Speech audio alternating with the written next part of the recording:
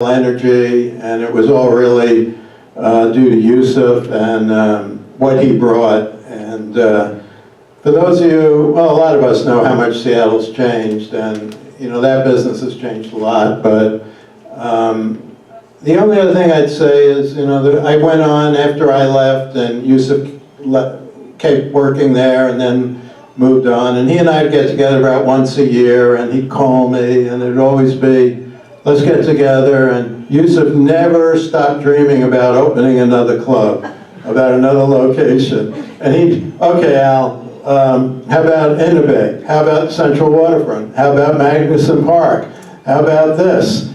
And one of the last times he says, Al, you know the mayor, right? I go, well, yeah, but he says, well, just call him up, tell him we need a squash club on such and such. I go, yeah, well, I don't think that'll work, but it's really, you know, different. I don't know how many, I've had passion, but the kind of passion Yusuf brought to squash and brought to his family, it's a gift, you know, and those of us out here who have that kind of passion for anything in life ought to really cherish it, because there are few like that. And, you know, it was just a great honor and experience for me to be able to partner with him and work with him and see what you could accomplish if you really put your mind to it. And he far exceeded anything, you know, we ever thought would happen. And I owe a lot of what I did later on in life to the lessons I learned working with him. So thanks. Thank you.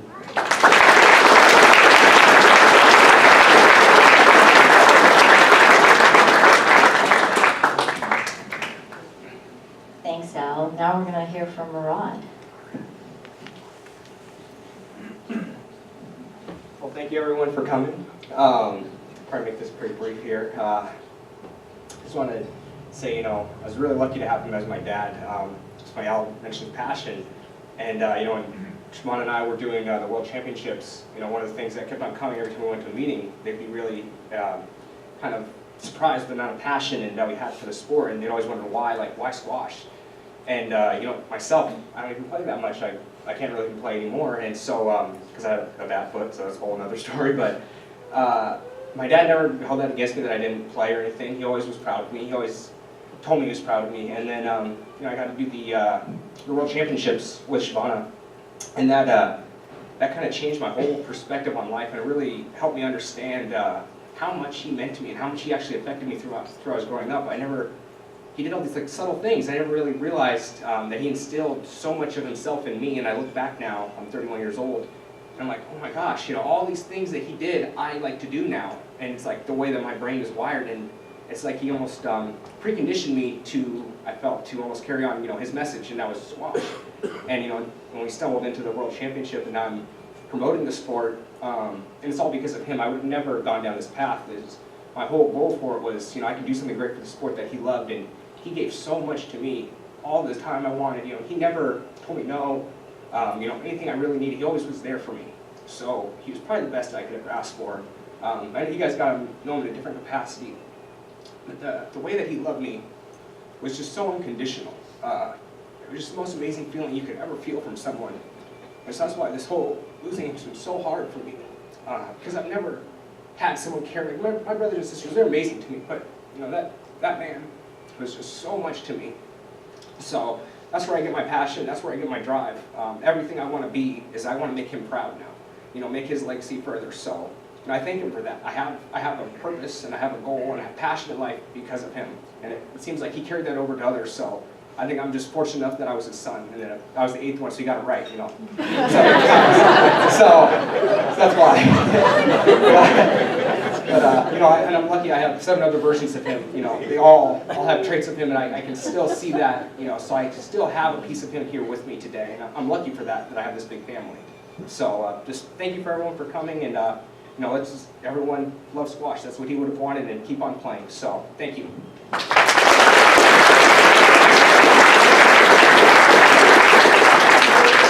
We just have a couple more people left, and this is number 1 in the family. Come on over, Alba.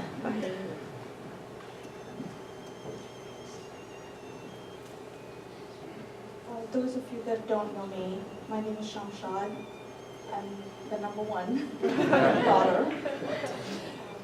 I'm going to talk about my dad, the dad that I know, and I will cherish some of the things that we did.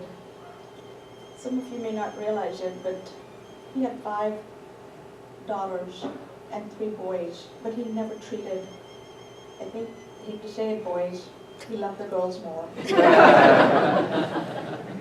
He never called us as daughters, which in our term it's beti for daughters.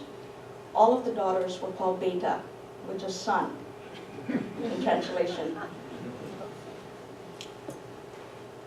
One of the cherished moments that I want to recall, I don't even know if the girls will remember that, not the boys, but the girls went to a baseball game with Dad.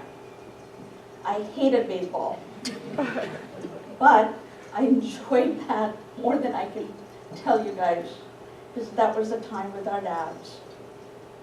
Dad was amazing that day. That's a moment, I don't know if the girls remember that. That's one of the things that I will cherish. And he introduced me to Western movies. Dad loved Western movies. I mean, it was amazing. Any given time you go home, he's watching a Western movie or an Indian movie. He has, by the way, I want to go into a little while later, Jane, his song selections that he has. Indian, I'm telling you, the best selections he's got. I want those. And tea. Dad loved having chai. Every time I would go to the house, he'd say, okay, beta, when is that chai? I want that chai. I miss that. I don't know if the girls remember this or the brothers. I went to a concert with him to Nusrat Fateh Ali Khan at the Paramount.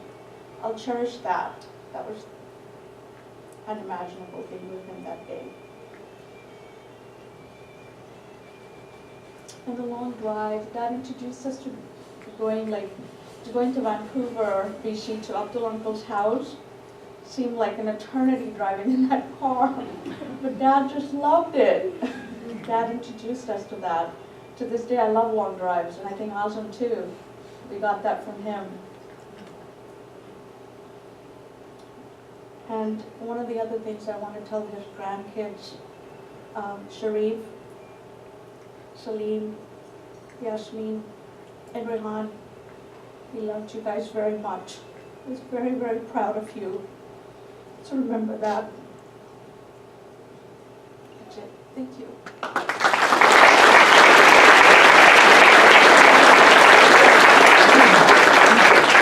I'm going to call Jim Kraft up here in a minute, but I want to reiterate that, what my sister said about the grandchildren. I used to be able to walk in a room and get a nice smile, and I'd lit up my dad's face and tell that giant over there. He was seeing her from behind, and I was just like, move over. All he ever wanted was you and you. All right, Jim, can you please read something? There's 2 emails that we received from members that weren't able to make it here. One is the first one, Dan Kellens. And this is from Dan Count. There are a lot of us here today who benefited from Yusuf's guidance. He's almost like a second father for me. I know for my kids, and I think I look around this room, you know, a lot of people are here, and there are some that couldn't be here. I think everybody knows Dan Callan, and unfortunately, he and his family are down in Mexico right now. But he sent a really nice email. And I'm just going to not read it all because it's kind of long, but I'll read some excerpts that are really, really nice. He writes, I have been imagining an altar for Yusuf, complete with trophies, pictures of him in and off the court. I think we have the altar there. His students, naan, Indian dishes, and off court, his favorite sweets. There would be squash balls, Fred Perry shorts, shirts and sweaters, and Gray's rackets. Yusuf took me under his wing at the college club in my early 30s. Having suffered a shoulder injury from rugby, I would come to the college club hitting by myself in a sling, trying to learn this game. He would hit with me, then coach me and introduce me to the Saturday morning squash crowd. He was still playing competitively then and would string a fresh graze or two for each tournament. Due to a combination of my impatience and lack of skill, I was constantly in need. Yusuf would sell me his slightly used after-tournament rackets at great discount. My locker was next to Yusuf's, and one night I came in to find it left open. I had the pleasure of phoning to tell him I had just come across a dozen rackets and wouldn't be needing any of his for a while. Yusuf brought me home to have dinner with all of you, speaking to the family. I was greatly honored and continued to be in the following years as you, Azam, Ayub, and Latasha shared tournaments, practice, encouragement, and meals in Vancouver, Seattle, and Portland. Chris Burrows and I went to the British Open with Yusuf in the early 90s. It was an amazing experience to see firsthand Yusuf's stature, the esteem and respect he received from the world squash community. It was though we were attachés to a UN ambassador, complete with prime seats for the final matches. Such a blessing it was for Seattle to have him. During his later years, I had the good fortune to be his doubles partner on Sunday mornings. Yusuf and I against Neville and Mike over and over.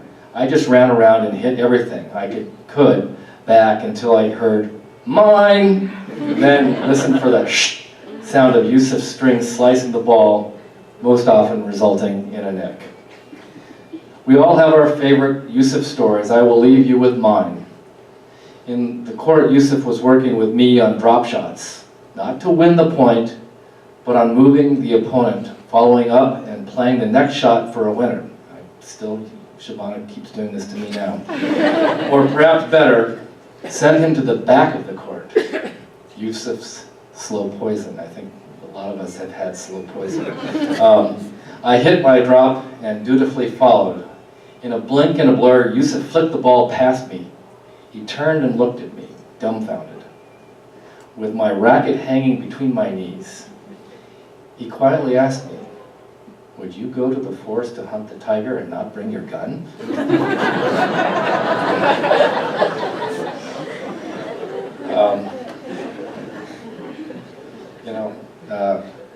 Neville Hermer, who was just mentioned in that, is another one of us who has been a long-time player, and he couldn't be here either.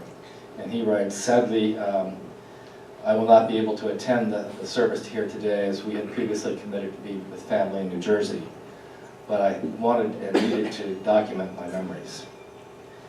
Every one of us here has an enduring memory of Yusuf, one or a number of specific events that elevated him in our lives to that of a mentor. I certainly remember a number of events, and given my age and lousy memory, I have to ascribe the fact that I remember this first meeting with Yusuf so well had to do with how much it defined Yusuf and how important it was to me. It was 1981 and I had just moved to Seattle from New York. In asking around if there was any squash to be played, I was referred to Tennis World on South Marginal Way. A lot of us went there. I called and was told to show up, which I did, and Jane was at the desk and she found Yusuf, who told me to get warmed up. He took me to a court and called someone standing nearby and told us to go on and play. He watched for a few minutes and then moved on. A few minutes later, he came back and pulled me off the court and took me to another court where two guys were playing. He interrupted their game, pulled one of the guys off the court and sent me on. He had figured out where I would have a more even game. How many of us did that at round robins? He reinforced things I had learned early on, but which I found missing when we played or visited other clubs. He preached that squash was a mental game first, then came the work and skill. It was a game played with a partner, not against an opponent. A game where you exhibited sportsmanship by calling "let's" against yourself. I enjoyed that camaraderie and sportsmanship more than anything. I loved playing with Azam. and Ayub as they grew up until they got bored with playing with me. I always felt that Yusuf touched all of us with his caring, dignified passion for the game and the people who played it. He built a community of people who not only appreciated the game, but who enjoyed the camaraderie and support the club offered, and he was our high priest.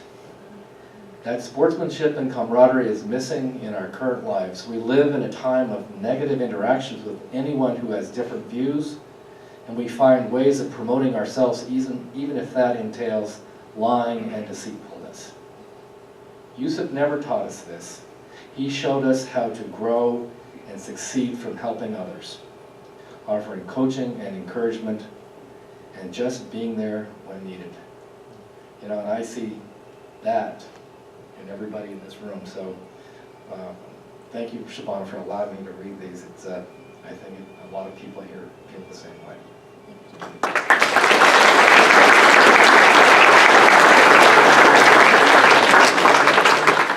If I could please have Mehboob come up, and he's just going to say one prayer for us, please.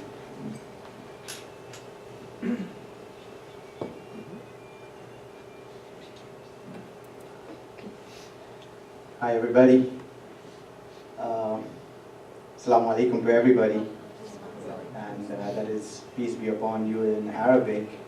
And I think it's an honor for me to talk about such a great person.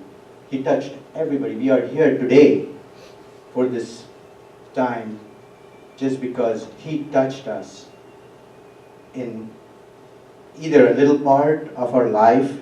That's what we are here for. So I just take this opportunity to make this little prayer for him, which is in Arabic. It says, Allahumma magfirli warhamni Yusuf Khan. So it means, oh Allah, be blessed, be merciful to him, and please show your most merciful attitude towards him wherever he is, in our heart, in the grave, with Allah, wherever he is. Allah give him mercy and let him be at peace. So every time we remember him, please remember him in good faith and with love. This is what he has left us with. So I got to touch him on his last day, but I'm really grateful, and that's why I am here. So thank you guys. Thank you.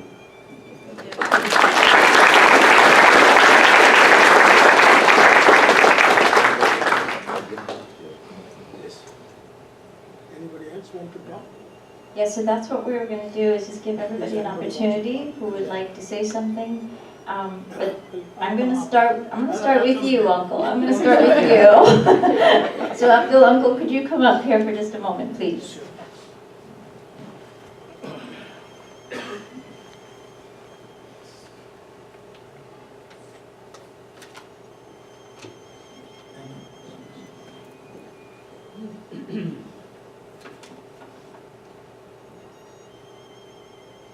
Dear family members and friends of Yusuf,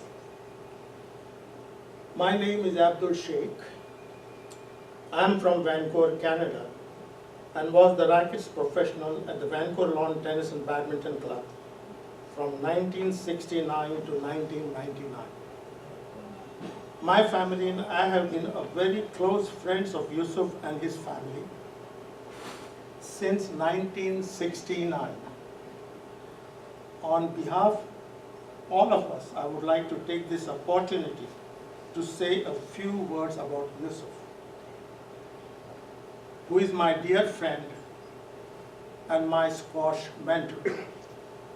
My career in squash coaching is attributed to Yusuf, who took me under his wing, sharpened my strokes, and taught me the finer points of the game, which would help me to become an effective coach at the Vancouver Lawn Tennis and Badminton Club. When we first met Yusuf and his family in Seattle in 1969, little did I imagine that I would be here today, bidding him farewell. My wife, Willow, and I had plans to meet Yusuf on October 21st,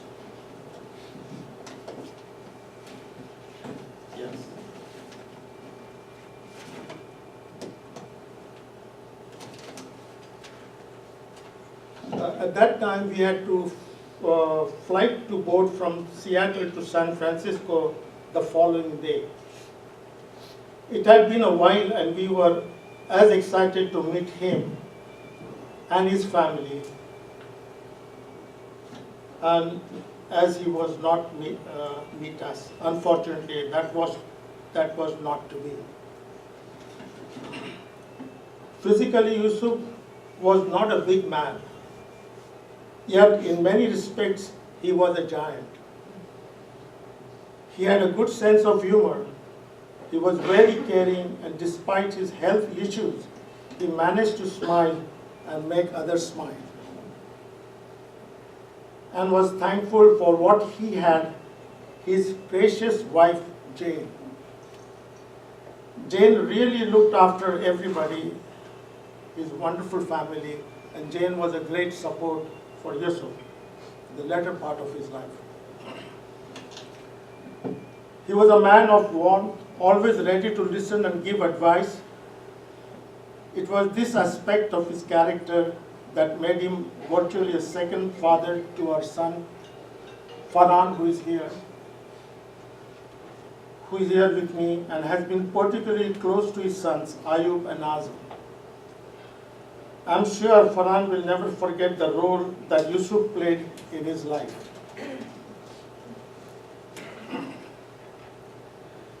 Yes, Yusuf was a big man indeed and will be sorely missed. He will be missed by those he made laugh when they were sad. He will be missed by those he gave guidance to when they were lost. But most of all, he will be missed by those he simply loved without reservation or qualifications. He was a friend in the very truest sense of the word. He showed us all how to live a life of love and laughter, and we will never forget that. It was thank you for giving me opportunity to talk about Yusuf. Yusuf and we were really great friends. When he came here, he was alone in Seattle, no friends, no relatives. I was the first one, and I used to come and cook the meals for him. He was a lone bachelor. I was bachelor. My family was in Toronto. Yusuf's family was in India, and we were bachelors, and we had lots of fun. Thank you very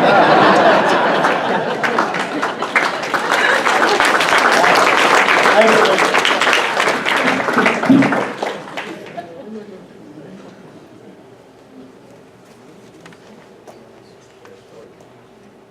Is there anybody else that would like to come up and, oh, come on, Hale, come on up. Thank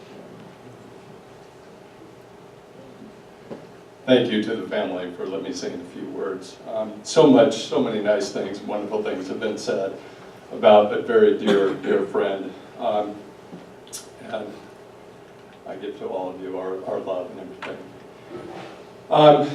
I just wanted to say, I flew in from Florida yesterday. It's nice being down there with my wife because we get to see Ayub on occasion.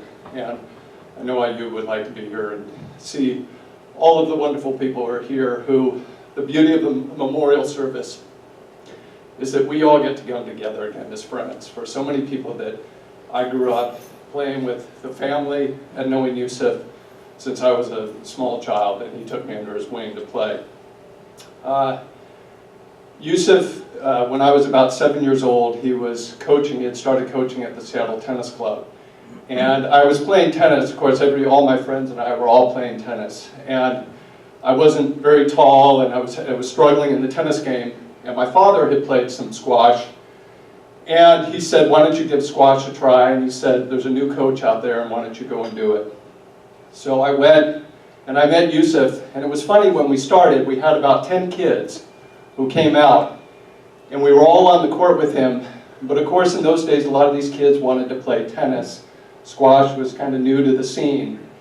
And I stuck to it. And a lot of the reason was because every day I'd get on, and Yusuf would say, Hale, you're good, you're fast, you're quick, you can see the ball well. He said, stay with this game. Just keep practicing with me, and I'll teach you. And little by little, those 10 people started going down who wanted to stick with the tennis game, but I continued to play squash with Yusuf. And every Saturday morning we would get in there and Yusuf would drill me, and pretty soon I was having private lessons with Yusuf. And it was fabulous because he knew how much I wanted to learn the game and how much I loved it. And he took me under his wing and said, I'll be with you and I'll help you through this game. And if you're struggling, tell me what the problems are. And he was with me always to do this. And one of my main things is that this is so much the importance of this game, is what he gave to the children. I've done this with Yusuf. I've done this with Ayub when we've opened a program for the kids together at the Seattle Tennis Club. Shabana, Azam, Latasha, all of us have been together keeping up this legacy. And what it does is when you learn racket sports, is that it's a calling card wherever you go in the world. You can get into any place, whether I went to school back east for boarding school, or I went back there to live in New York or anything, and I could go to the clubs that had squash courts, and I could get on there and in no time meet friends and play, and suddenly have a whole network opened up to me for apartments, for friends, for dinner parties, whatever, and in no time I was accepted into a community. It is so important to keep that legacy going, and I know Yusuf would appreciate that. He would appreciate that all of us are here teaching our children to keep the game going strongly, and for all of us to just preach the benefits of exercise and working hard and sticking to the game and loving in the community that we have this. We are all so blessed to have had Yusuf and his family playing here in Seattle in the Pacific Northwest, stretching to Vancouver, to Portland, to everywhere, and to really benefit from his legacy, and let's keep it going. Thank you. Yeah.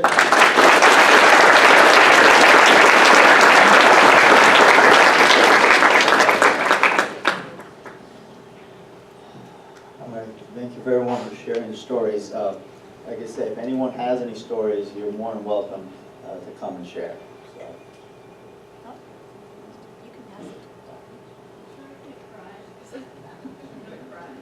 Crying's okay. Cry's okay. She's scared of you already.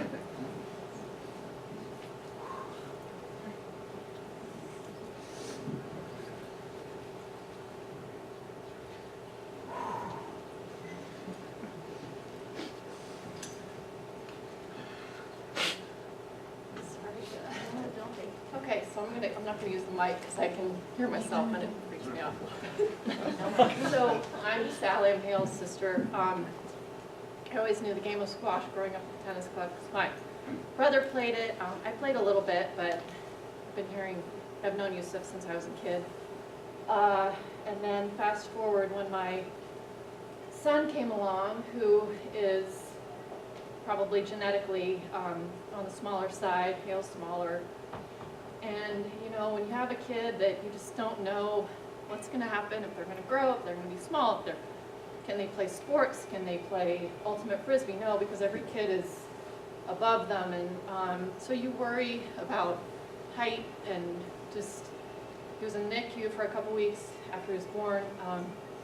Anyway, this isn't about Dylan, but my son, my dad asked me about 7 years ago if, just said, maybe squash would be a good sport for him because he's on the small side, and being small is okay with squash. It's actually an advantage because you're more agile, you can move quickly, bigger people are, a little bit harder to get around, and so maybe squash might be a really good sport for him. And by the way, Latasha is possibly coming to the tennis club, and so I just want to say on behalf of the family that this sport has changed our family's lives, and my son has more confidence on the squash court. His friends don't play. He doesn't really know anybody that plays. It's his thing. He has something that he holds very special to him and our family. It's been passed down from your dad, specifically from Yusuf, and it is now, he's with us, and so just going forward, just know that your dad and Latasha and your whole family. We went to Worlds in 2015, which was, we saw Yusuf. I have a picture of Dylan and Yusuf, and I need to find it because I would love to frame it and give it to you all. But anyway, it's just, I just want to tell you that his legacy lives on in our family and beyond, and that's it. So please, Dylan, come here.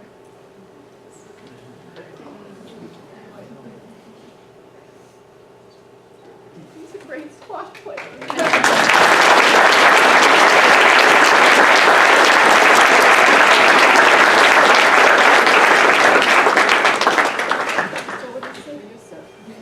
Thank you. Yeah. So he's here with us and our family. Thank you, Dylan. Thank you. Thank you very much.